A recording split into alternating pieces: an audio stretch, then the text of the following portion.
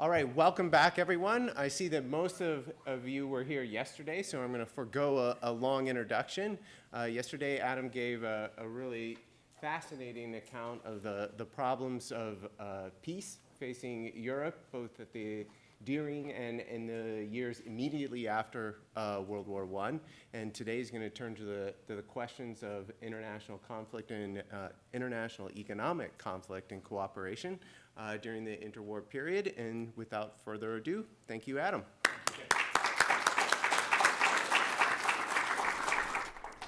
It's a real pleasure to be here today, as yesterday, and again, thanks to Ken and Karen for sorting me out.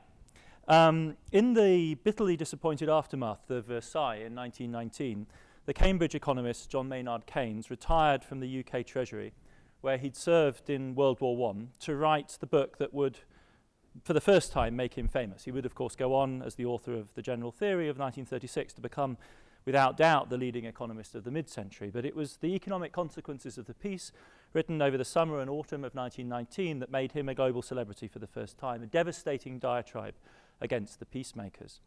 And this opened with an unforgettably whimsical portrait of the world that was slipping away amidst the violence of the war and its aftermath.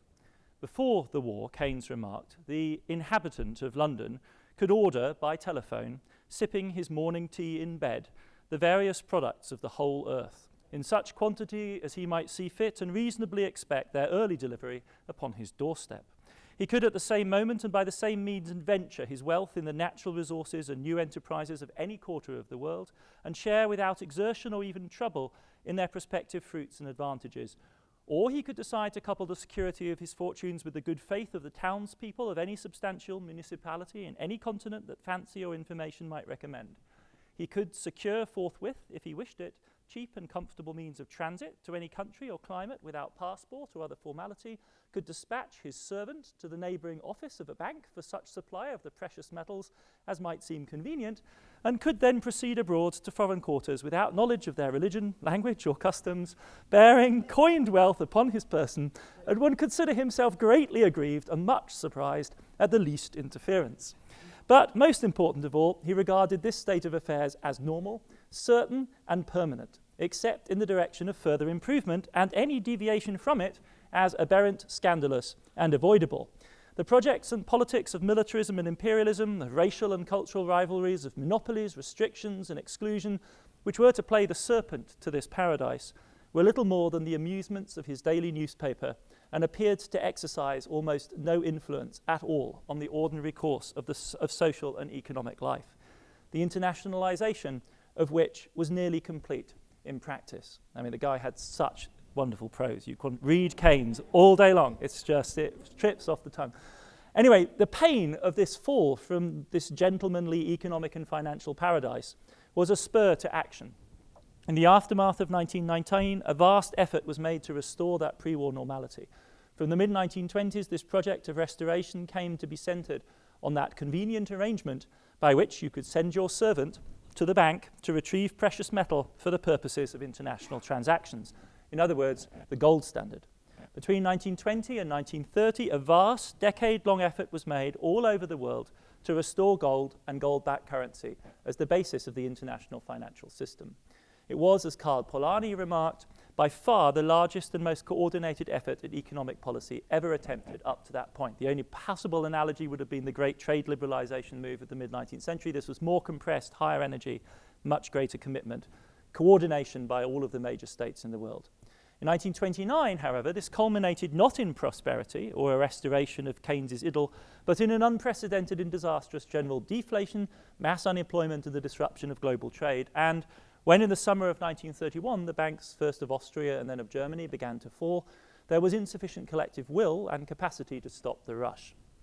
The result, by 1933, was a truly disastrous disintegration, which marks a caesura in the history of capitalism and in world politics. The demons of imperialism, racism, and nationalism were unleashed as never before. Keynes's liberal market paradise was swept away for most of the rest of the 20th century. So to match the scale of this disaster, several grand explanatory theories have been offered. The grandest is so-called hegemonic succession theory, and particularly its transhistoric version. as proposed by famous economic historians such as Kindleberger, but also by a brand of Marxism called world systems theorists, or perhaps that's not quite right, brand of social theorists called world systems theorists. They argue that at moments of crisis, the true structure of the capitalist order is revealed. And what the interwar crisis revealed is that the system needs a leader. Britain had been the hegemon before 1914. America would become it after 1945.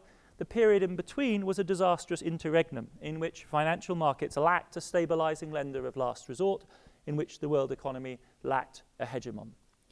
A historical interpretation on this scale makes itself extremely vulnerable, and this one was no exception. Most importantly, the idea of a sudden vacuum of power in the interwar period is based on a back projection, I think, from the Marshall Plan moment of 1945, when the United States exercised hegemony to a really striking degree. In fact, nothing like the American exercise of global influence over the architecture, the structuring, the basic institutions of the world economy had ever been seen before. The influence that Britain no doubt exercised in its Victorian heyday was far less massive and materially concrete. By the late 19th century, the moment to which Keynes looked back so fondly, British power was framed by a multipolar system. Indeed, the international gold standard only came properly into existence when the newly unified Germany adopted a gold-backed currency in 1871. So precisely at the moment, if you like, that the challenger of the late 19th century will emerge, this is in fact what constitutes the gold standard as a system.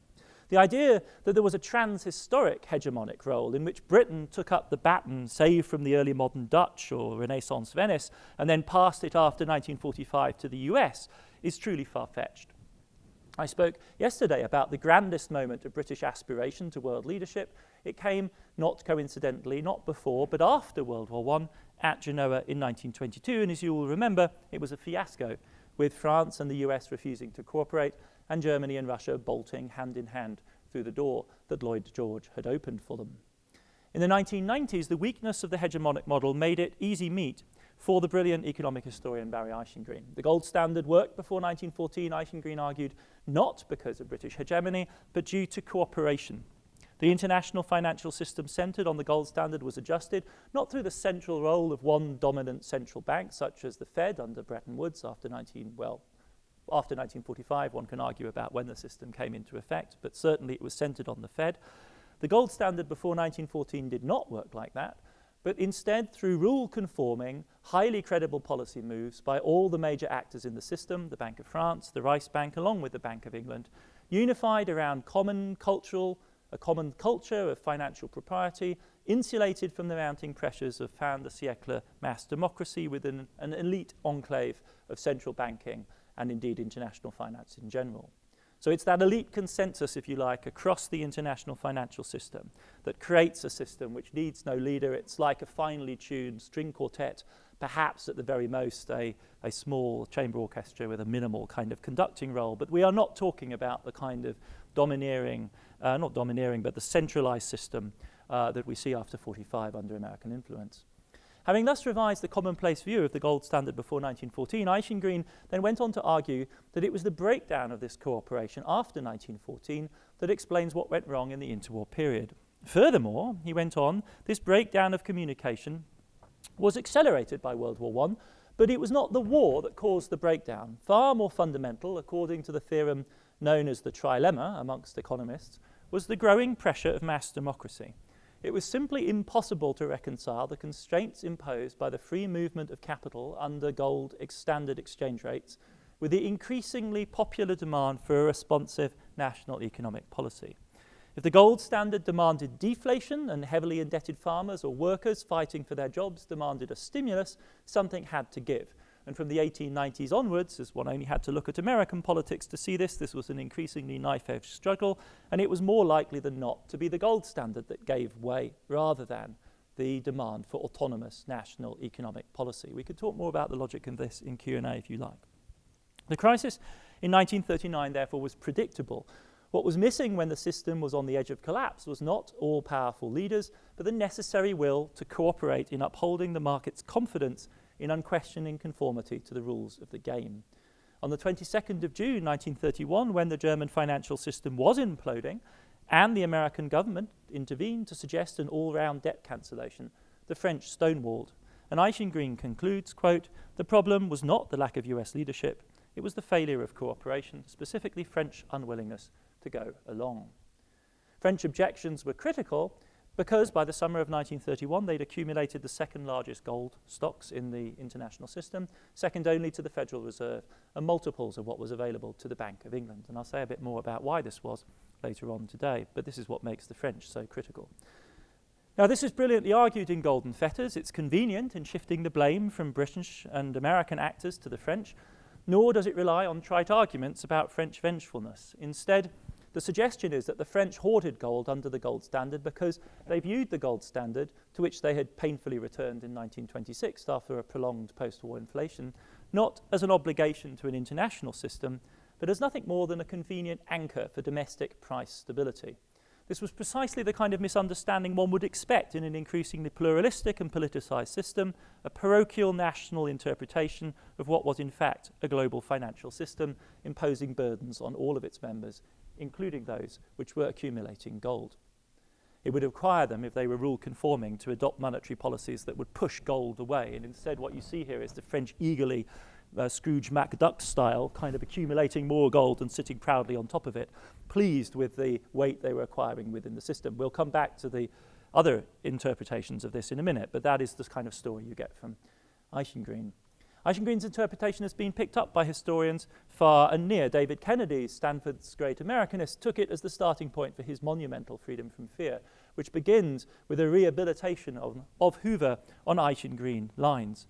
Herbert Hoover's debt cancellation initiative in June 1931, along with his parallel initiatives on disarmament, reflected the deep awareness of the international crisis on the part of this quintessential American progressive. What was missing was not leadership, but cooperation. Eichengreen's interpretation also has dramatic implications for re-envisioning the 1930s. If his analysis is correct and full cooperation under the gold standard was unobtainable, then the preferable second best solution, it's a kind of basic elementary game theory type move. If cooperation is impossible, then you look for a second best. And the second best solution was not to cling to an unworkably rigid system, but for the most activist members to break it up and launch national recovery programs, which were not as good as concerted reflation within the entire system, but if that's not available, then it's better to break it up. And the role models in this regard are Imperial Japan and Britain, that both abandoned the gold standard early in 1931 and promptly embarked on far more generous monetary and fiscal policies, avoiding the worst of the recession. In the data sets that economic historians have assembled, there's a strong correlation between early departure from gold and early recovery from the recession. The United States did not begin its recovery under FDR until FDR left gold in the spring of 33, and France lagged far behind until it abandoned gold in 1936. Now, it isn't as though Eichengreen's approach has met with universal applause. There are those like Alan Meltzer, the eminent monetarist historian of the Fed, who doubt whether the US was ever really constrained by the gold standard rules. Being on or off never really constrained them one way or another. You can see here this precious little correlation between the amount of the money supply and the gold standard, the available gold in the US system. You'd expect those dots all to be on the 45-degree line. They're well below it. In other words, the Fed is consistently too deflationary, not making enough money in relation to the amount of gold at America's disposal. What that means is that a more expansive monetary policy could have been pursued after 29, which would have benefited both the US and the world, regardless of the gold standard Meltzer reasons. Thomas Ferguson and Peter Temin have taken issue with Eichengreen's account of France's role in the politics of 31, and I'll come back to that later. Mark Meltzer's brilliant study of Japan under the gold standard suggests that an interpretation that celebrates Japanese policy after 1931 as a model of economic innovation and success may be rather too narrow in its vision, this being the crucial period in which Japanese imperialism and aggression began its relentless assault on China. So there's a little bit more going on here than merely an attractive monetary policy. In Wages of Destruction, I made the case that Hitler's breakout in 1933 was crucially conditioned by the failure of US leadership. And Robert Boyce, in The Great Interwar Crisis, a much overlooked and I think underrated book, has offered a compelling and sympathetic vision of the desperate French effort to craft a viable security and economic system for Europe in the absence of both British and American cooperation. 20 years on from Eichengreen's field-defining work, it seems to me time for a new look at how we tell the history of interwar political economy, and that's really the agenda for my talk today. On closer inspection, though they differ in the specific explanation they offer, Both the hegemonic stability and cooperation models share one rather surprising feature in common. As narratives of the interwar crisis, the odd thing about them is that both assign a rather modest role to the actual impact of World War I. Fundamentally, they both in their own terms argue that it was the absence of whatever made the economy work before 1914 that was responsible for the crisis of the period after 1914. In one case, hegemony, there and then absent. In the other case, cooperation, there and then absent. The odd thing about that kind of reasoning is that it implies that there was no fundamental change in the functional logic of the system as a result of the war itself. And this is where I would argue a new approach to the history of interwar political economy ought to start, during the war. Up to the outbreak of World War I in 1914, I think we should accept Eichengreen's revised account of the classic gold standard system. It did provide a relatively depoliticized system for the internationalization of capital flows centered on London and Paris. By 1914, an astonishing 1/3 of all British wealth was held abroad in private portfolio or direct investment. 1/3 of all wealth, not just portfolio wealth, but all wealth is held abroad, a degree of internationalization not seen since. But the British, certainly not for a state the size of Britain. But the British state played a deliberately minimal role in its country's ramified international financial connections, up to 1914. With the outbreak of war, that abruptly changed. Beginning already in the spring of 1915, under the pressure of the war, a new system took shape, and this centered on the public debt of the major Entente allies, Britain, France, and Russia, and increasingly the United States. Within that new system, from 1918 onwards, a new game of politicized, and really that date should be earlier, from within this new system, a new game of politicized global finance was played out, a power game in which the United States emerged from November 1916 onwards as the central actor. This, contrary to Eichengreen's denials, was the terrain on which hegemony was played out. But on the other hand, this was not hegemony in the trans-historic sense. It was a new structure of international relations created by the unprecedented demands of global total war. Once we acknowledge this shift in the functioning of the international financial system, then the politics of that crucial moment in 1931 appear in a rather different light. The question of leadership, relegated by Eichengreen, comes back to the fore, and the aftermath of that crisis also appears again in rather darker tones, not as the constrained, optimizing second-best solution that Eichengreen presents it as, but as the opening of a door to true catastrophe. What I'm going to argue is that there are two phases to the construction of this new system, the first of which began very shortly after the outbreak of the war in August 1914, when the UK Treasury, with the young John Maynard Keynes serving as a key advisor, made itself into the financial anchor of the entire coalition fighting against the Germans, the Austrians, and the Ottomans. With its astonishingly strong balance of payments, which you can see here, Britain mobilized its huge foreign assets to back loans raised by Russia, France, and Britain itself in Wall Street. Never before had French and Russian public borrowing relied on British credit. And the channel through which the money flowed across the Atlantic was itself a telling instance of British influence. The bank that managed the Entente's finances was J.P. Morgan, which regarded itself as an offshoot of the City of London, was profoundly pro-Entente, and went far beyond merely profit-driven motives in committing its resources to their victory in financial terms.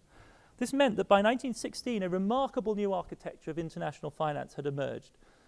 Let's just spell out the key elements. First, that Europe was borrowing from America. That's the most obvious aspect. Second, the British state was anchoring the public finances of France and Russia. Third, the Entente's finances were pyramided on a single private actor, J.P. Morgan. And fourth, the sheer scale of the operation was staggering. J.P. Morgan in 1916 placed orders on behalf of the Entente equal to the entire value of US exports in 1913. One bank, on behalf of foreign governments, effectively mobilizing a large slice of the US economy for war without the say-so of the Wilson administration, which was ostentatiously neutral in the war. For this configuration, there was no precedent, and it was deeply disturbing to the Wilson administration that found its economy effectively invaded not by private business, but by foreign government orders. When in 1916 the Wilson administration decided to launch a major national shipbuilding program to break America's dependence on British shipping, it discovered that every single shipyard in the US was already fully booked for years ahead, working on British and French contracts.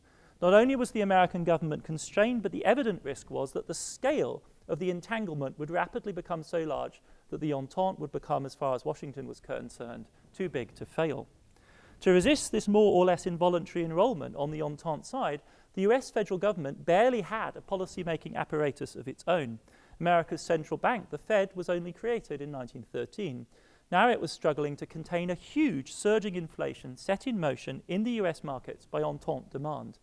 And a further layer of politicization was added by the fact that J.P. Morgan, the Entente's banker, was the largest and most prominent backer of the Republicans in the hotly contested 1916 presidential election.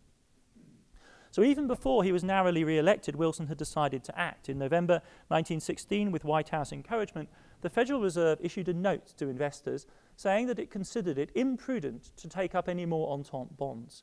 Here we have another radical event. The most credit-worthy European borrowers of the old world, London and Paris no less, suddenly downgraded by the upstart Fed.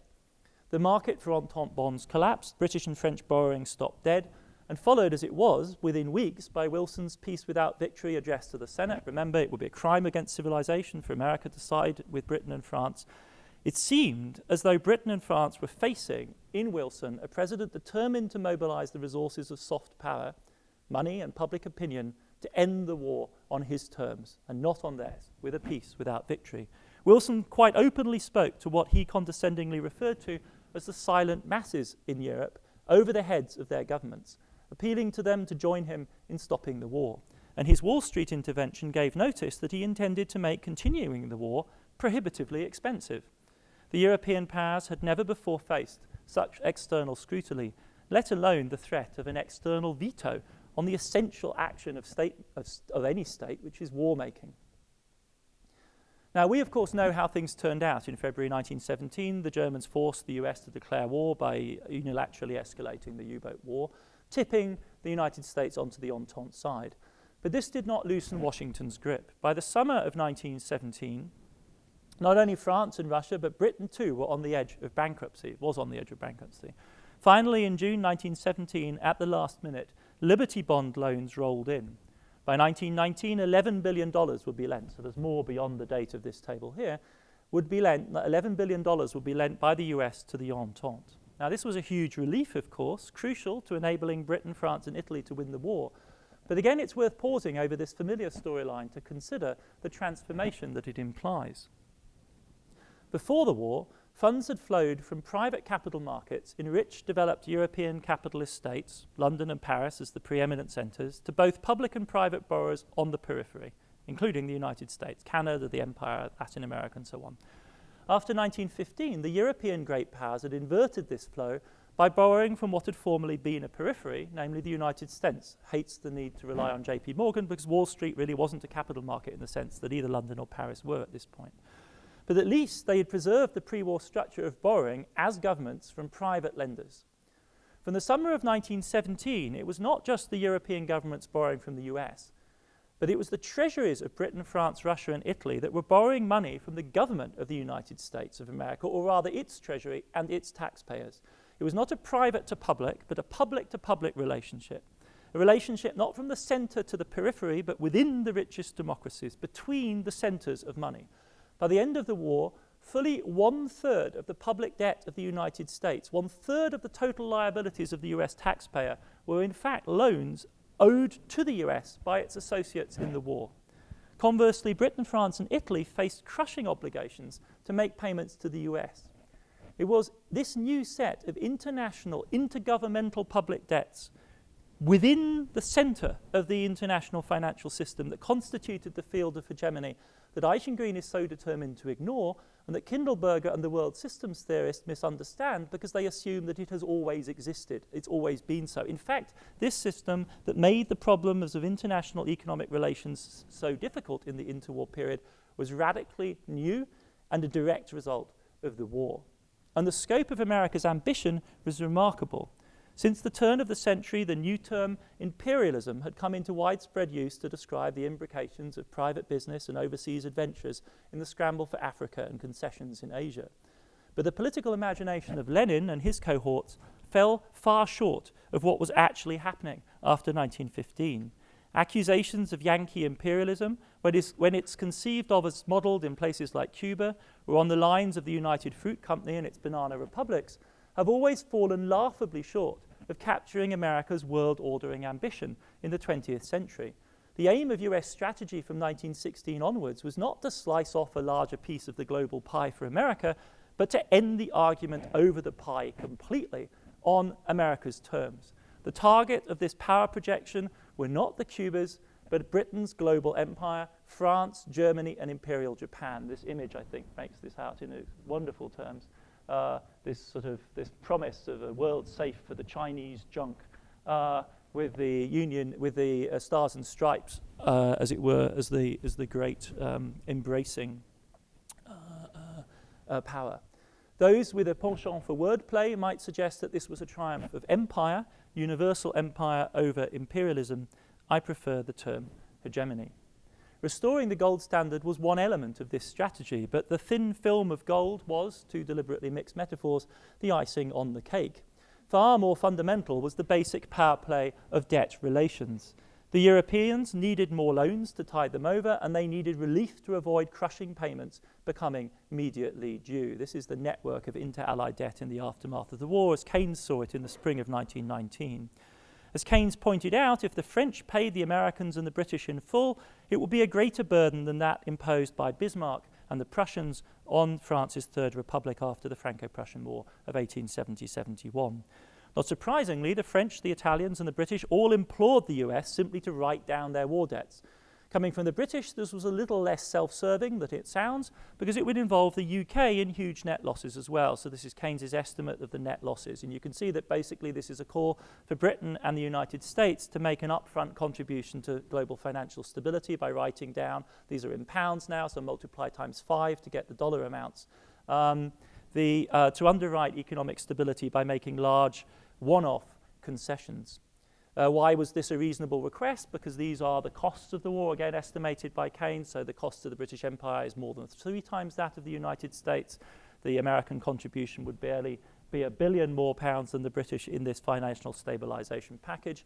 And this is the American estimate of, this is an American estimate of the relative financial burdens, and the figure to focus on here is the relationship between annual national income pre-war, so the second line, and government debt at the end of the war. And you can see that in the US case it's barely 50%, it's just slightly more than 50%. In the Italian case, government debts are 4 times GDP in 1919. So the idea from the European point of view is there needs to be a fundamental rebalancing. America will bear more of the cost, but the gain in stability will be dramatic. At least 3 times between 1919 and 1922, the British weighed up a strategy of complete all-round debt write-offs. But Washington would hear nothing of it. At a time when the American upper class were paying income tax as never before, it had only been made legal by the Supreme Court just before the war, Congress demanded repayment of the principal in full at the interest of at least 3.5%, the norm for pre-war British bonds. The loans to the Allies constituted 1/3, as I've said, of US national debt, so a major write-down like this would have a direct and imminent and sensible impact on American tax levels. Furthermore, they served as excellent leverage. And this role was all the more important after relations between Congress and the Wilson White House broke down and the US failed to ratify the Treaty of Versailles. With America having no voice in the League of Nations, inter-allied debt became the preeminent means through which Washington could continue to restrain the Europeans. Washington's position was that the debts could very well be paid provided that the Europeans economized. And what they should economize on were the things to which America most objected, namely Europe's habitual and exorbitant spending on armies and navies. The debts had been contracted to pay for the war. After the war, the pressure to pay them was imagined in the State Department and by the Commerce Secretary Herbert Hoover as a way of repressing aggressive militarist impulses that bedeviled Europe and had led to the disaster of the First World War in the first place. Now, this relationship was made completely explicit after Wilson left the White House by the new administration of Harding, with Hoover as Secretary of Commerce and Charles Hughes as Secretary of State. And the venue was the carefully staged managed naval arms limitation talks in Washington, D.C. in November 1921. Timed to coincide with the 3rd anniversary of the fateful armistice of 11th of November 1918, this was the first major occasion in history on which the powers of the world were summoned to Washington. And the stunning proceedings of the conference made the hierarchy of power more explicit than ever before. Secretary of State surprised the global audience by announcing unilaterally a series of numerical ratios for the battleship fleets of the world. 7 and 7 for Britain and the United States as the only true world powers, 5 for Japan as the leading or a leading Pacific power, 3 and 3 for France and Italy, none for anyone else. Naval power was to be more tightly held than nuclear power is today. As Trotsky quipped, under the American dispensation, power would be doled out in rations. Could I please have some more, sir? Walter Lippmann remarked with characteristic acuity that the willingness of the other states to accept power calculated as a numerical ratio was itself an expression of some form of underlying agreement to American authority. But this agreement was not merely voluntary, it was imposed. The naval hierarchy mirrored the financial hierarchy created by the war exactly. The US at the top, the British Empire below it, France, Italy, Japan in the third tier, and Germany and the rest out of sight at the bottom. And the two were explicitly linked. When the French complained at their lowly ranking, they were told by the Americans not to complain because they wouldn't be able to afford a navy as soon as they started repaying debts. Britain abandoned their supremacy and Japan agreed to its third place in large part because they were desperate to be on good financial terms with the US.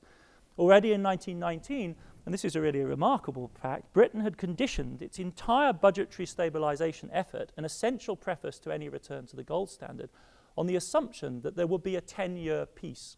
So under conditions of total war, budget balance and security policy assumptions become totally and radically mutually conditioning. You can't make a stabilizing budget without assuming peace. You can't assume peace without some sort of some kind of security order. Britain can't imagine a security order without the United States. And so compliance in 1921 is really remarkably easily obtained by the US.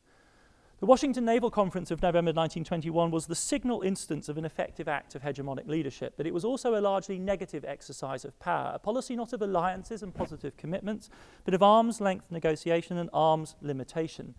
Not new credits leveraged by way of the League, as Keynes suggested, but austere demands for repayment. America was, as the dangerously perceptive contemporary Carl Schmitt remarked, later to become Goering's lawyer, an absent presence. With regard to Japan and the UK in the early 1920s, at least this was sufficient. In Europe, given the profound instability left by the unfinished Versailles peace, it was not. Already at Versailles, Britain and France had made clear that if there was no generous debt settlement from the US, they would compensate themselves through reparations demands on the Germans. At Versailles, no agreement could be reached on the final total. Germany did not face, therefore, the final reparations bill until the spring of 1921, by which time the British and the French had had 2 years of painful negotiations with Washington about their own debts. So in May 1921, in the London Ultimatum, Berlin received the bill, an immediate demand totaling almost 8.5% of GDP, payments stretching several generations into the future. It was the ensuing impasse which then drove Lloyd George to make his bold effort at Genoa in April 1922 to bring a final settlement to Eastern and Western Europe simultaneously. But the United States refused to underwrite this unprecedented British effort at hegemonic leadership, and without that backing, London could not hold the Germans, the French, or Russians in line. The Rapallo Treaty, so there's an extraordinary kind of image, a reverse image of contrast between what goes on in Washington 6 months earlier, where America has the capacity to force everyone into line on this basic issue of strategic naval power, and Britain's complete failure to do the same this following spring. The Rapallo Treaty between Germany and Russia brought the Genoa Conference to a humiliating conclusion, split the former Entente allies more seriously than at any time since the war, and threw European politics into crisis.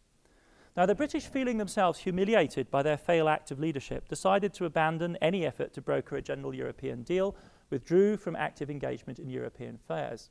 And there were those who advocated a strategy of consolidating the empire as a global bloc that could resist the overweening power of the United States.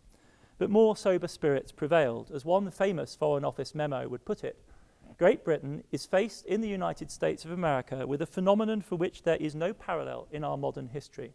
A state 25 times as large, 5 times as wealthy, 3 times as populous, twice as ambitious, almost invulnerable, and at least are equal in prosperity, vital energy, technical equipment, and industrial science.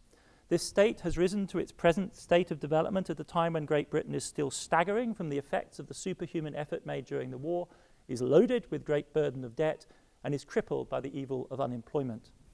The kind of confrontation ultimately attempted by Hitler's Germany and Imperial Japan was clearly a course of suicide. Instead of confrontation, in early 1923, London dispatched a debt negotiating team to Washington that arrived at a gut-wrenching bilateral war debt deal. Prime Minister Bonar Law, who lost 2 sons on the battlefields of the Western Front, was so disgusted at the thought of paying this, what he thought of as blood money, that he handed in his resignation, a rather unique circumstance in British politics, and had to be persuaded by his Tory colleagues to stay in office with great reluctance. And it should be said that on the part of Congress, though the stakes were rather lower, the sentiments were similarly entrenched. It took extremely heavy whipping by the Harding administration to get a majority in the Senate for the deal with the richest debtor in Europe, the United Kingdom. So heaven knows how the other deals were going to be done. France, with the Russo-German Friendship Treaty of Rapallo looming on its eastern border, could not afford to be so complacent. And so this comes back to where I left off last time. France knew that it could not count on German and Russian enfeeblement lasting forever. Its need for reparations payments to cover the costs of reconstruction and to make the payments America was demanding was all too real. France doesn't demand reparations simply out of the desire to crush Germany, but in large part because it's facing extremely urgent demands from its US creditors. In January 1923, when Germany failed to meet its quarterly installment, Prime Minister Poincaré decided on action. 100,000 French troops, including a substantial mobile armoured contingent, invaded the German heavy industrial heartland of the Ruhr and stood poised, if necessary, to drive eastwards across the North German plain. It would be too much to go into the details of this crisis, but 4 points are essential to make. First, the occupation was tantamount to a new declaration of war. Over 100 Germans died, thousands were imprisoned, hundreds of thousands were expelled from the Ruhr by the French in forcible evacuations. Secondly, France's occupation was a success. It got the coal that it wanted, and it reduced the rest of Germany to chaotic hyperinflation. Berlin was forced once again to surrender, to cease support for the Ruhr resistance and recommit itself to making regular payments. Thirdly, however, that success was sufficiently disturbing, the French success, in reposing the question potentially of German dismemberment, was sufficiently disturbing to force both Britain and the United States to intervene. They did not want to see Germany dismembered. Instead, they brokered the Dawes plan, under which Germany would receive a loan enabling it to resume reparations payments. But crucially, because this was to be a private loan from Wall Street, it came with particular types of conditions. JP Morgan could not recommend the investment to its clients unless they were protected against further violent interventions and sanctions by the French. So at the Washington Naval Conference, it had been France's intergovernmental debt that had been used to restrain its military spending. Now the pressure of the anonymous market was invoked to force Paris to give up the sanctions mechanisms that had been provided for by the Versailles Treaty. The French literally had to promise never to use their army again to force Germany to pay if Germany was to receive a loan from Wall Street, and that was the condition of the restarting of the whole European economy. And France itself, and this is the fourth point to be made, felt this pressure directly. By the spring of 1924, as the military costs of the Ruhr occupation mounted up, the French franc was in freefall. And to add to the pressure, the State Department issued a ban on any new lending to France until it came to terms on war debts. This at a time when the same State Department was urgently brokering, a private loan by the biggest names in Wall Street for Germany, France's former opponent, America's former opponent in World War I. France had no option but to accept the Dawes terms. In the fall of 1924, the deal was done. And it was only then, only in the wake of this massive attritional struggle that can be traced all the way back to 1916, only with America's soft power firmly established, only once the financial field had been bulldozed clear through the politics of debt, that Eichengreen's story of the gold standard begins. Only in 1924 that the effort truly began to restore the international gold standard. Now, Eichengreen is a brilliant guy, and the question of inter-allied debt is not exactly an original discovery on my part. So why can't Eichengreen see what I'm claiming is there? To really fully understand this, one would need an intellectual history of international political economy in the US in the 70s, 80s, and 90s, and that remains to be written, fascinating as it would be. But what is immediately apparent about Eichengreen's account is the way in which it reflects a deep set of divisions within the American social sciences of this period between international relations and international political economy, IR and IPE, war and economics. And if you look closely at the introduction of Golden Fetters, you see this spelled out completely explicitly. The book, Eichengreen says, with characteristic clarity, is about the relationship between international economics and domestic politics. And when I saw this and finally got it, I just couldn't restrain myself and scrawled 2 little circles in there. And that, you realize, is exactly what it is, an elegantly simple but very partial account in which domestic economic interests and political factions more or less blindly disrupt an inappropriate international financial architecture. What Eichengreen has ruled out is any sustained examination of the terrain on which the question of hegemony would in fact have to be discussed, namely the intersection not only between domestic politics and international economics, but also between international politics and international economics. So with this in mind, we can also see more clearly the significance of Eichengreen's relentless focus on the operation of the gold standard.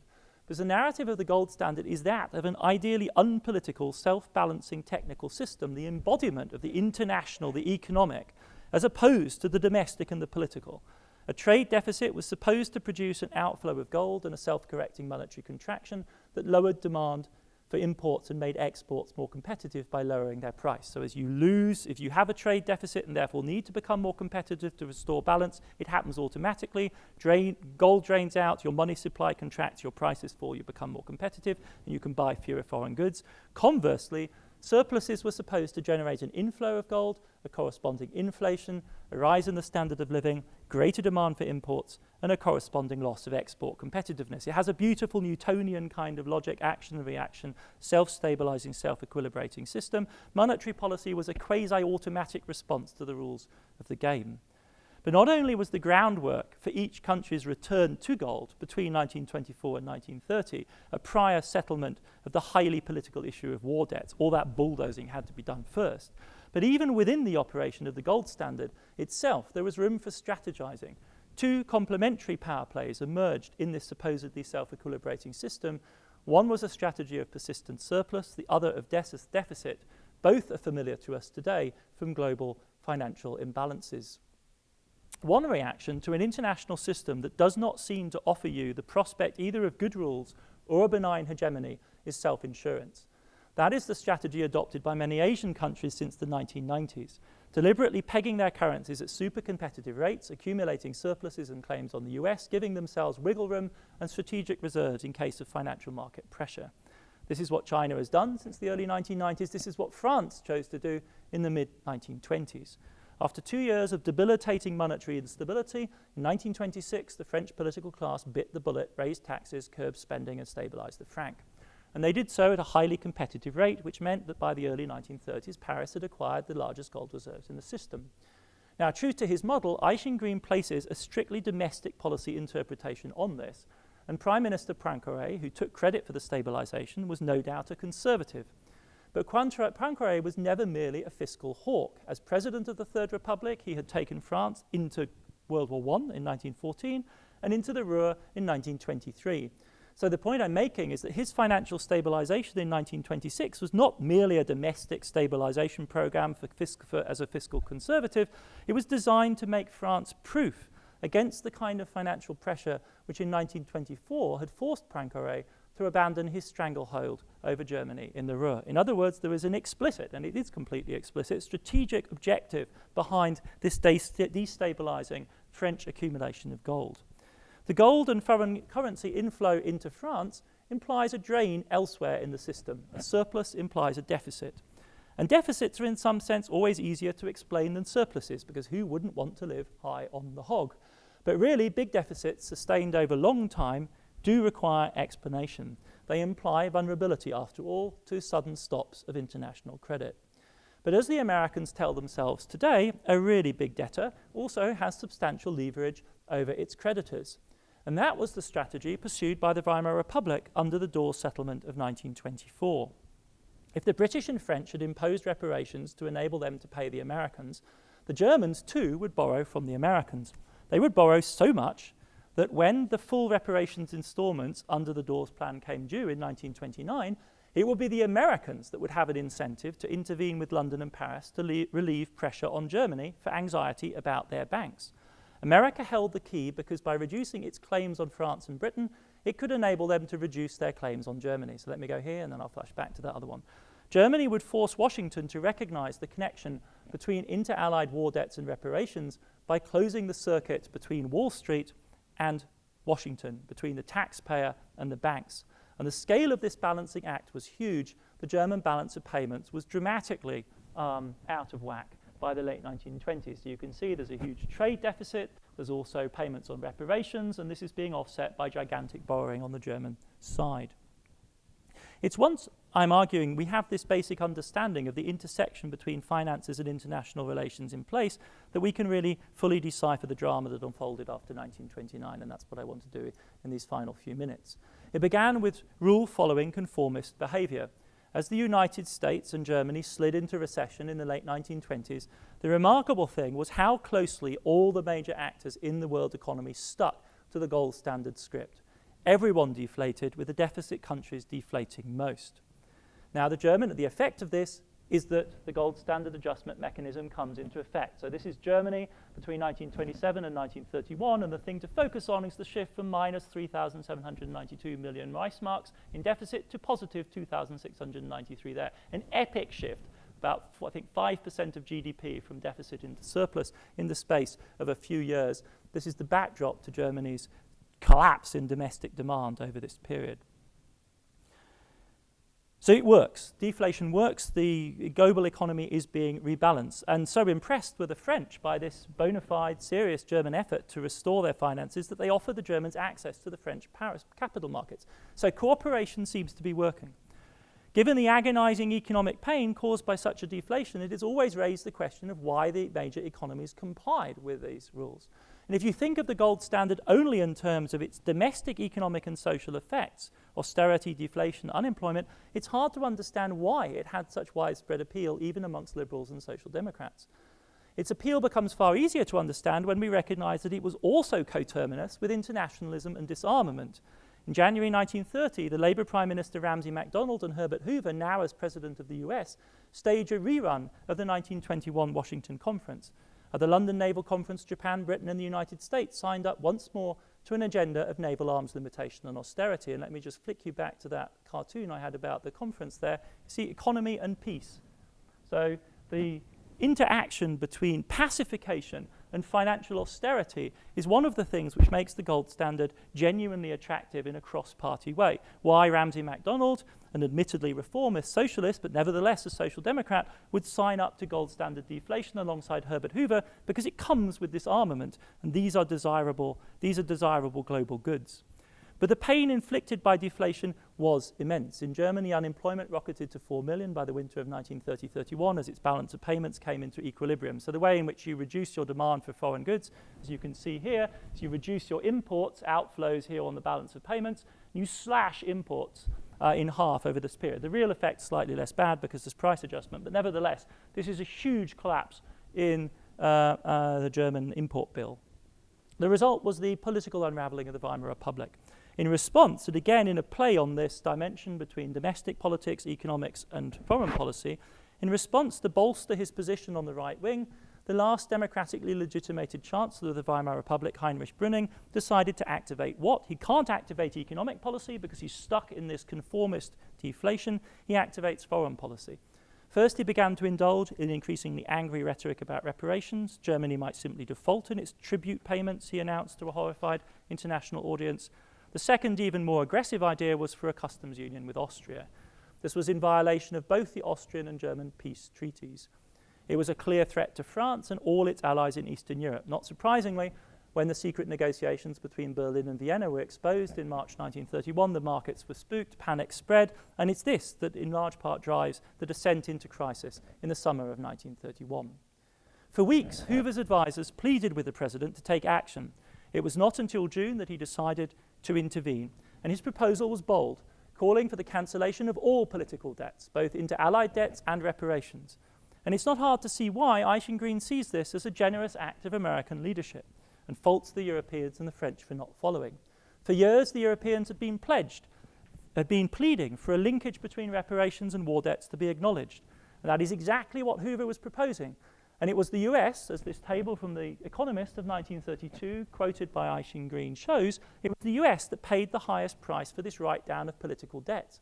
Why then did the French hesitate? Why did it block the American initiative until the German banking system had bled out, when it had been comparatively cooperative with the Germans only 6 to 7 months earlier? The table itself gives an answer. What the Europeans saw in 1931 was the inverse of what Eichengreen suggests we should see. In the balance sheet of the Hoover moratorium, they saw the final manifestation of the lopsided structure of the post-war settlement. In 1919, the balance between reparations and war debts had stood at roughly 3-1 in favour of reparations. There had been 3 times as many reparations demanded from Germany as war debt demands by the Americans.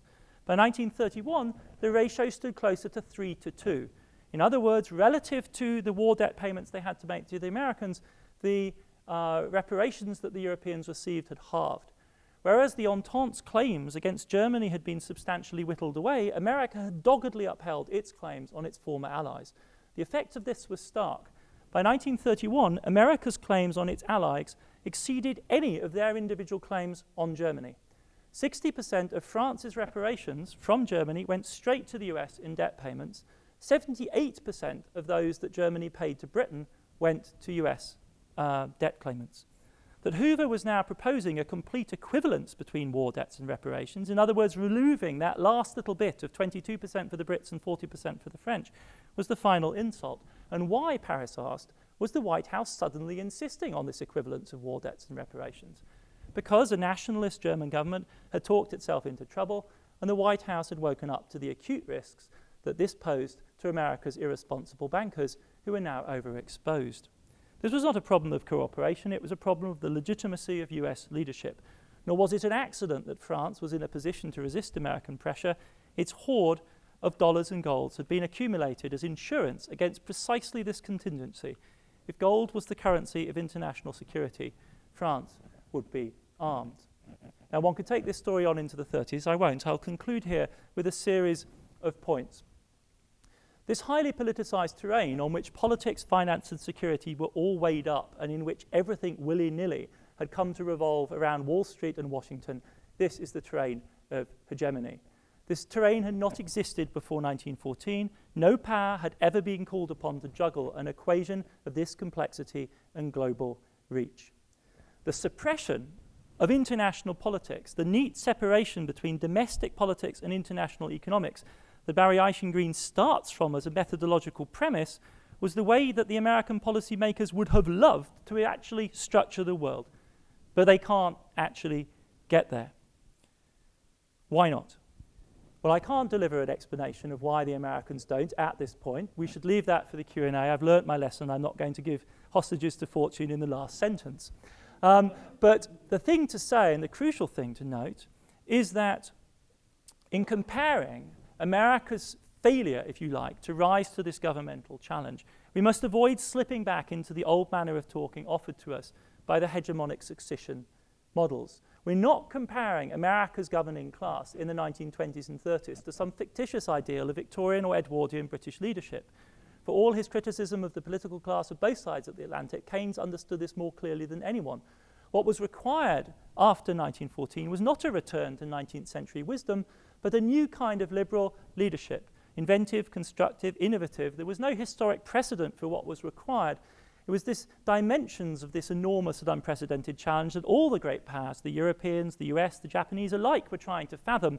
And insofar as there's a failure, it consists in the failure of the United States to lead the others in this collective search of a new order. What we do know is that the outlines of a globally capable hegemon of a completely unprecedented type do emerge, and they emerge from the Great Depression and World War II. And the outlines of this are seen, I think, most succinctly in this data, which are really the summation of the emergence of the modern fiscal state, of big government in the United States, the assertion in the United States of a nation-state capacity which is unprecedented in global history to date, the largest, the most significant nation state, arguably the only nation state which by itself is capable of acting globally in both oceans, both great oceans, the Pacific and the Atlantic. And you see here the extraordinary leap in the fiscal capacities of the United States, of Wilson's period here, from the pre-war 1914 period where the federal government is taking 2 to 2.5% of GDP in total, to the era of the New Deal and its aftermath. And then within that, the capacity of this much bigger state to manage the foreign aid bill, which is a very substantial. So the foreign aid bill of 1950 is the same size as total federal government activity in the late 19th century. That will be one way of putting this conclusion.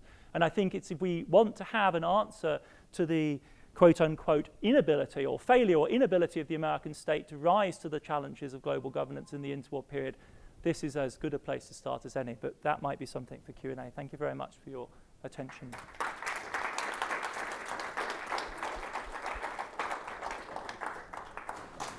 All right, like yesterday, we'll have time for some questions. Adam will take his own questions, but when you ask a question, please stand up and say who you are and speak loudly. Thank you. We also have a mic for those who are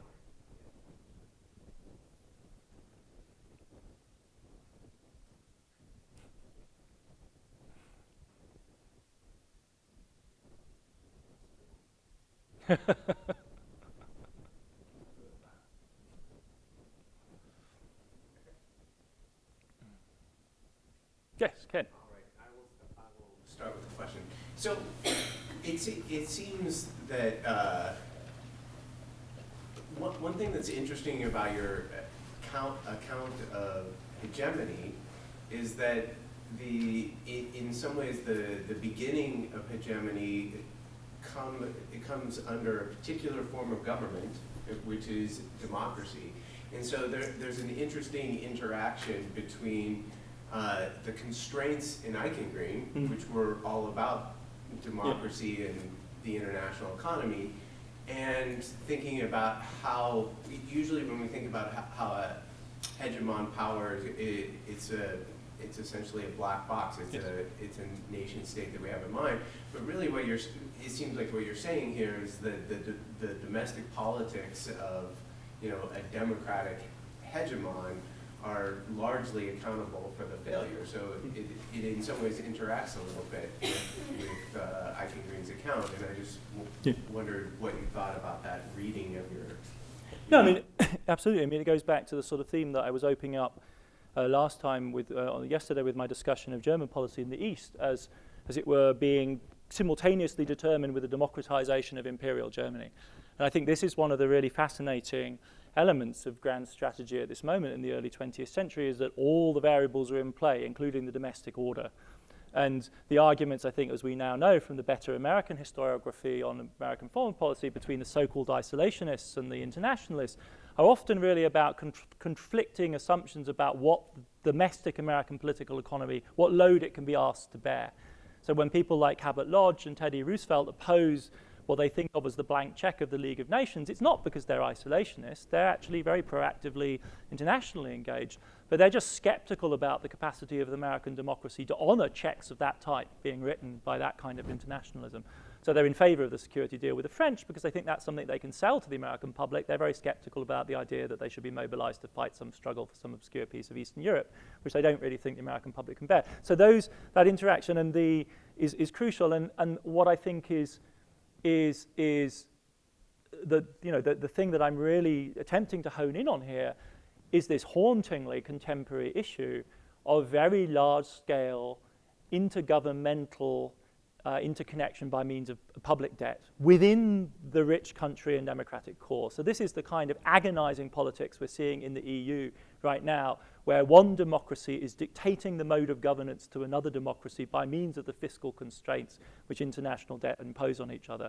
And for that to be legitimate, that's a very difficult structure to hold and to sustain the legitimacy of. Just make that a little more explicit, because it seems like it would be Germany as in some ways a regional hegemon in the current era is being asked to make these sort of interstate transfers, and their voters are refusing to do it. And in some ways, to me, that's be exactly what we should expect. And so the lesson for international cooperation is 1950 is a complete outlier. And as far as when we observe a hegemon making these sort of... Oh, well, no, the crucial thing, you see, because what the first point is to say, yes, so there are these extraordinary agonizing bargains where the German public is being asked to foot the bill for a fraction of the Greek welfare state. And the German government is then asking the Greeks to change their moment. So both of these things are agonizing, right? That the German taxpayer should be funding any part of the Greek welfare state is hugely problematic. For the German taxpayer to be dictating to the Greeks how they run their welfare state is also profoundly problematic, right? So these are inherently tense relationships. The answer after 1945 is debt write-down. So the implicit comparison here is with US policy after World War II. So why is there no reparations issue? Why is there no war debts issue after World War II? And the answer is the most underrated element of the post-war story, which is not the Marshall Plan or the coal and steel community or any of those deals, but this spectacular package deal that the United States brokers in 1953 over Germany's debt. And so Germany is simultaneously being asked to stomp up a major contribution to NATO, to make reparations payments to Israel, to make reparations payments to the World Jewish Congress, to honor the Young Plan debts of 1929, the Dawes Plan debts of 1924, the defaulted private debts that were built up with the United States in the 1920s, the defaulted bilateral clearing debts that it has with the Netherlands, with occupied France from during World War II, and on the top of all of this, Marshall Plan obligations. And what the Americans do is write the seniority of Marshall Plan debt into all of the Marshall Plan contracts. So basically, they have this lever by which they can force all those other claimants on Germany to accept even larger reductions. Well, so they set the pace. The Americans make very dramatic concessions to the Germans on Marshall Plan repayment, and they use that as moral suasion and as substantial financial leverage over all of those other claimants. The only people to have refused the London debt deal are the Dutch, who have an absolutely enormous claim on Germany because of the one-sided transfers during World War II. They walk away from the negotiations. But this is the most underrated element of the post-war deal, is that they do exactly the combined linkage, and it's all about this. We were talking a little bit over dinner about how you arbitrate different standards, and imagine the complexity of this. You're literally asking, add to that set of claimants the fact that Germans have committed themselves to leveling out the wealth losses of World War II domestically. So they find the average loss of all Germans of wealth during World War II, and the people above that mark have to pay tax to the other Germans who suffered more.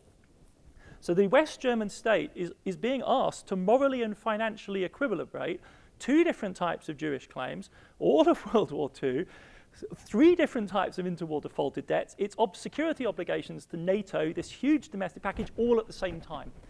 And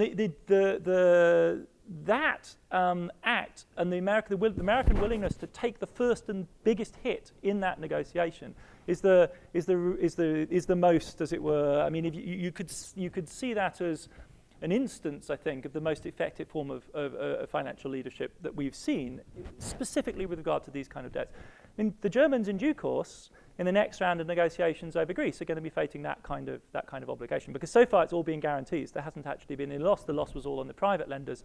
In the next round of negotiations over Greece, it's going to be directly impacting on the German taxpayer and the French and everyone else proportionally. The Germans are just the biggest, but they're not by any means the only one. Yes. My question is, are you arguing that this huge disparity in intergovernmental debts is inherently destabilizing? So your point is we don't have intergovernmental debts until this time frame, Yeah. and they destabilize the international order. Yeah. And is that something that you see then repeating itself, so that our debt relationship to China will ultimately come to grief, just as the Germans are going to come to grief with the Greeks? I think it's, there's two and live responses. It's too early to tell. We don't know. But the point I'm trying to make is the more strictly historiographical one, which is that neither Eichengreen's refusal of the hegemonic problem nor the hegemony as endlessly repeated structure of the world economy grasp what's most important here. The history of this particular set of intergovernmental debts runs, broadly speaking, from 1950 through to this epic deal in 1953, which, combined with rapid economic growth, neutralizes the problem. So that is, as it were, a contained history of a specific hegemonic problem which America doesn't rise to the challenge of in the interwar period. That would be the fairest way of putting it, and does rise to the challenge of after 1945, and this is the domestic backdrop for that. The next stage of this has some of the alarming properties of this. I mean, the difference is, of course, that China isn't a democracy. And so the politics of that relationship, I think, are yet to be worked out. We live in extremely interesting times. Add the other just truly staggering element of this, which is America's military preponderance. So to have a situation where the world's largest debtor has most of its debt in the hands of its great strategic antagonist at the times, as that world's largest debtor is also claiming the most complete monopoly of military force ever claimed by any power in history, at the global and indeed planetary level, that's an unstable configuration. Well, one can only imagine it's an unstable configuration, or it's held in place by forces the likes of which we haven't seen. I mean, they sort of, it's as though we're in the position of the Soviet Union in the late Cold War, right? I mean, we're in the position now of the exposed debtor in that relationship. And the sudden stop risk is real, and that was the fantasy that we've all lived through. And the remarkable thing of the current financial crisis is that we never got that sudden stop. Right? So the reverse, funds flowed into the dollar as a safe haven. But it's a remarkably odd configuration. I've got one here and then one there. Oh, you go. Yeah. Joseph Joffe at this line. I'm struck by the limits of hegemony in both the American case, interwar, and the German case now. Yeah. Or the limits of economic hegemony. The US couldn't really push its agenda onto the Europeans. You mentioned it. The crescendo of failure is the debt forgiveness. It certainly couldn't achieve its geopolitical purposes. It couldn't keep the Entente together. It couldn't keep the ring of containment around Germany, which was broken under Apollo, and then again, all the way to Adolf Hitler. So you might say this is the limit of economic hegemony on the part of a power that refuses to play strategically. That would be one explanation. Now we get to Germany now. Again, economic hegemony. Yes, it can inflict its might on Greece. It cannot inflict its power on Italy and France. No. It has not been able to either teach them financial discipline nor microeconomic reform. So the question is, does economic hegemony work without strategic hegemony? No, I mean, there was a more presentist. We've gone presentist inevitably anyway. But the presentist conclusion was about single-stranded hegemony, and there's a particular fragility. Yeah, and the question right now is what it is America's relying on. The terrifying thing is it's relying more and more on its debtor status, and its military power. And there's a particular toxicity, I think, to that particular configuration. But the willfully single-stranded nature of American power in the 1920s is the thing that makes it spectacularly vulnerable. I think the two together is the combination that's truly compelling, right? The two together, the fact that, and there's a negative sense in which that agenda is beginning incrementally to be realized. The Washington Naval Treaties are a remarkable instance of this, and the fact they're repeated again in 1930, precisely at the moment that the world is going into recession, and that alignment between peace and economy is really one of the kind of novel elements of the presentation I'm making here, is essential to understanding the attractiveness of the gold standard. But it's a form of negative security commitment to each other. It's a decision for none of us to go. And one shouldn't, one shouldn't take this lightly. The effect of this, for instance, on German naval rearmament is permanent. If you don't start building battleships early, you're never going to get any. Likewise, the Japanese, for instance, who basically impose first a battleship limitation and then a cruiser building ban from 1930, never catch up. So these are real and structurally effective measures, but they are of a strictly negative type. The naval hegemony of Britain and the United States is significantly entrenched by those ratios and persists on into the 30s. The German Navy the surface Navy comes nowhere close to competing with the Royal Navy, and the Japanese are also at a huge disadvantage. Yeah. Yeah, then I'll bring Tino. The Germans were very smart about this. They didn't go to battleships. No. They went to U-boats. Yeah, well, there's moments when they go back and forth. Then Tino and then Evan. Tino Cuellar, Director of FSI. Fascinating talk. Thank you.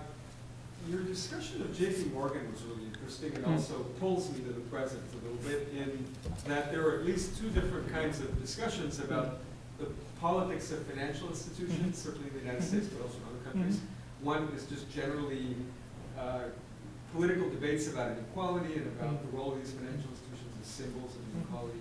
But the other is the question of how much these financial institutions can be rightly seen as instruments or manifestations of national power, this relates to Joe's point, as opposed to something completely different, something that has no nationality and so forth.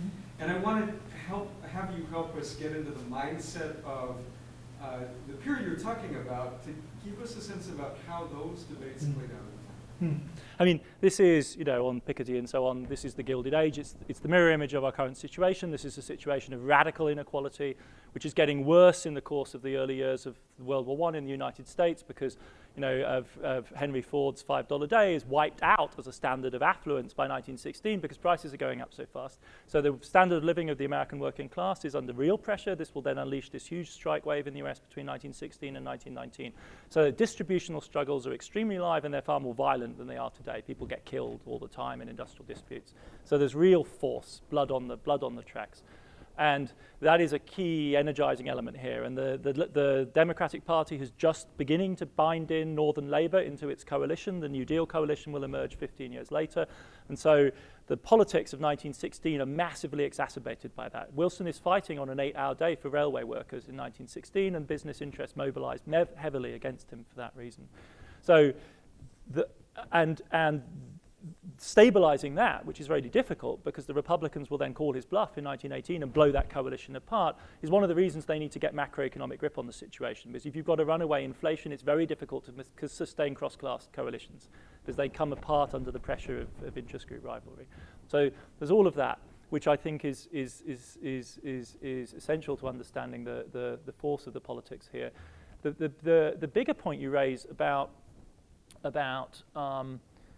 the role of very large corporate actors, and J.P. Morgan managing purchasing contracts in 1916, which are the same as total American exports in 1913, is about as big a significant microeconomic actor is ever going to be in any macroeconomy. That's an unprecedented degree of purchasing power concentration, especially if that money's all coming from abroad, or rather, it's domestic funds being mobilized on a...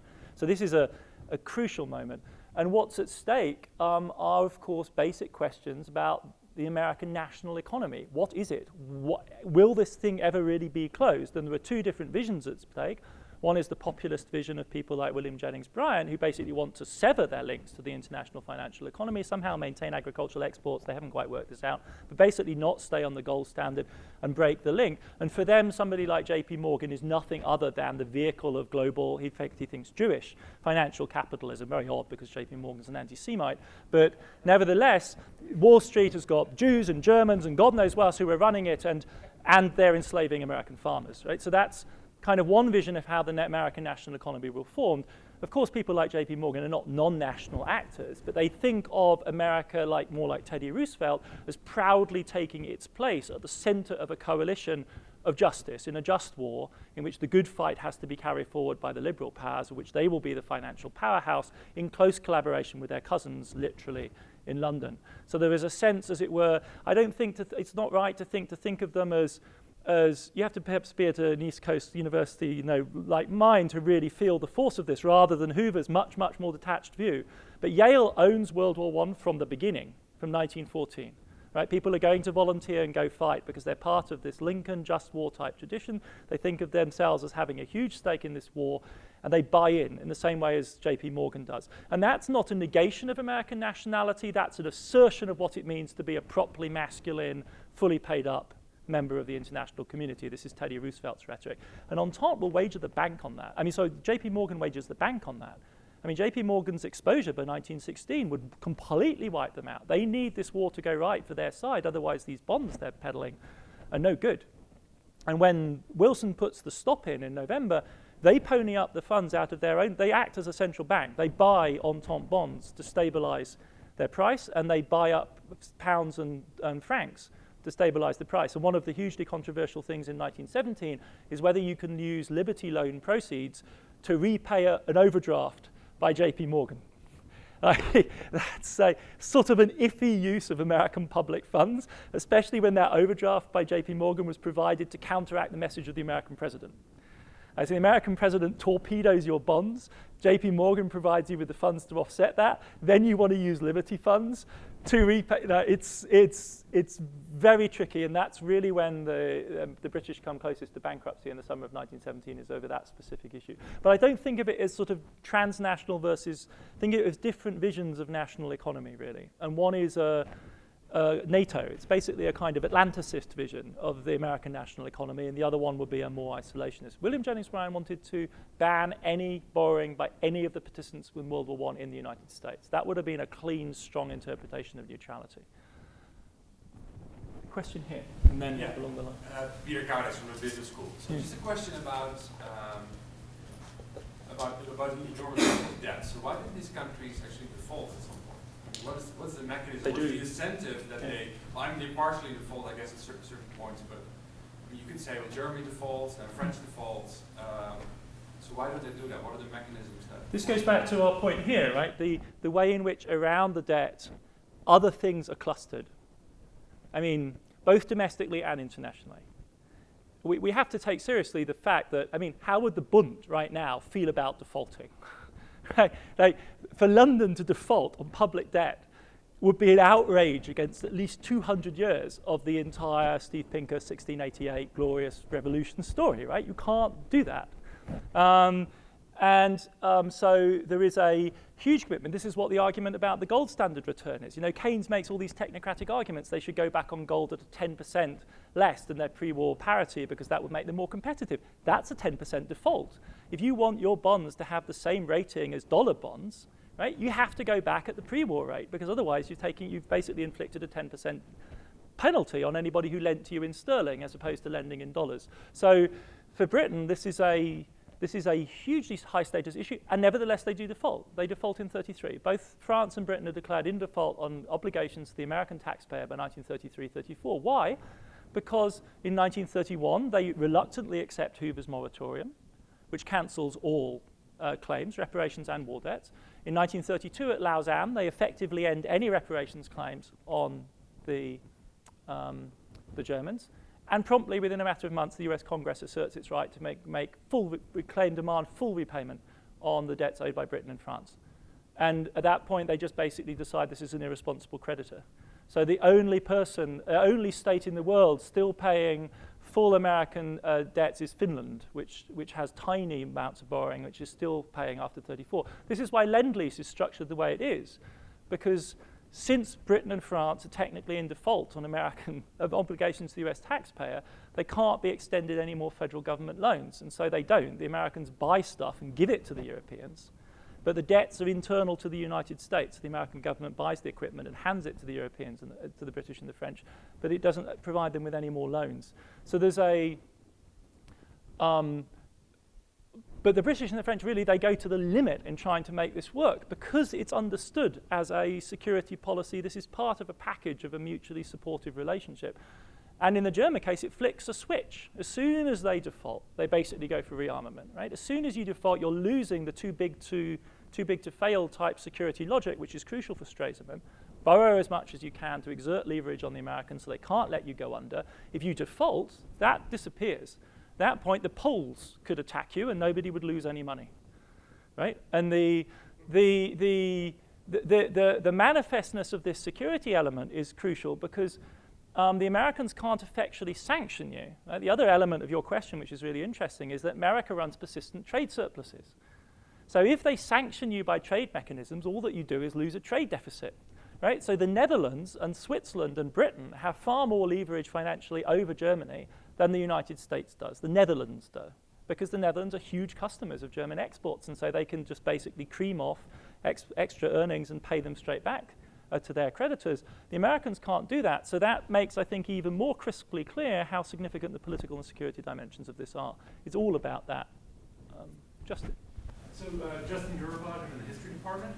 So you tell this very interesting story on the European side about finance, about international relations, and you answered a question about the American side of sort of politics of public debt, and sort of visions of what the sort of domestic consequences of this financial system are going to be. And I know that you kind of wanted to move away sort of from the golden feathers story, but I was wondering if you could say a little bit more about the sort of socio-political consequences of this kind of financial order and the domestic pressures that these states are in.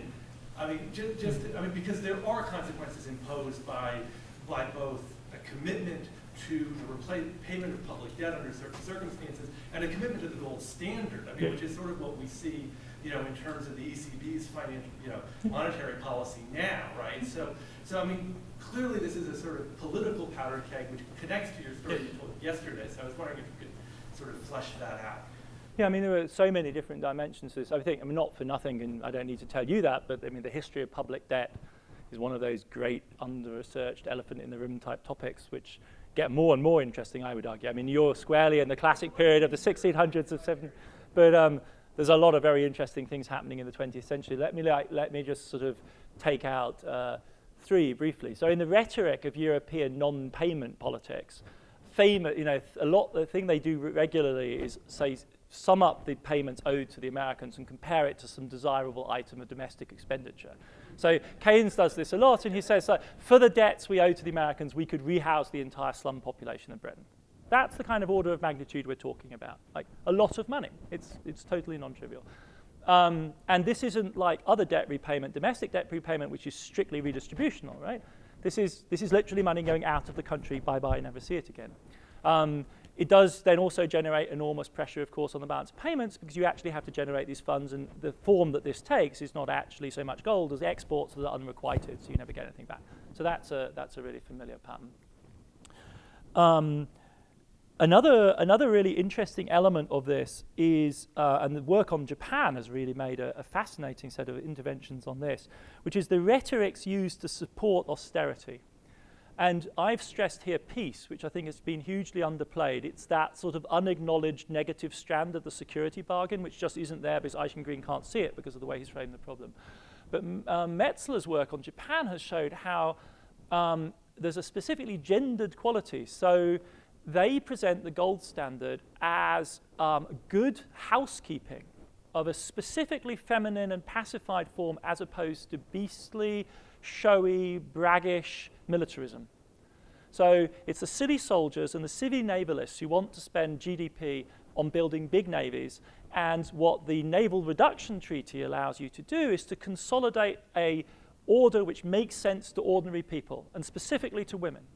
That this is actually a good sort of, it's a familiar logic Margaret Thatcher used to play on this. Managing the economy is like managing a shop. It's like managing a household. It's like managing your lemonade store. That's how you manage the economy. And there's a specific logic of these kind of gendered narratives about austerity and the rejection of militarism, which in hyper-militarized polities like the German or the Japanese is really rather significant.